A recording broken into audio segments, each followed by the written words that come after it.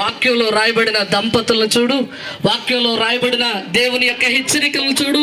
దేవుని వాక్యం ఏదైతే సెలవిస్తుందో దాన్ని చేయడానికి ప్రయత్నం చేయి. దేవుడు అప్పుడు మీ వివాహ జీవితాన్ని ఘనమైనదిగా దేవుడు చేస్తాడు. హల్లెలూయా, హల్లెలూయా.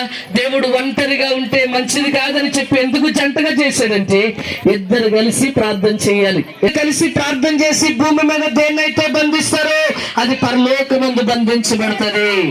ఎక్కడ బంధించబడుతుంది? ఇద్దరు కలిసి. అమ్మా వెస్లీ, శైలజ ఇద్దరు కలిసి ప్రార్థన చేసుకోవాలి. ఇద్దరు కలిసి అడిగితే దేవుడు దేన్నైనా సరే వెంటనే పరలోకం నుండి భూమి మీదకి ఆయన పంపిస్తాడు. స్తోత్రం కలుగును గాక.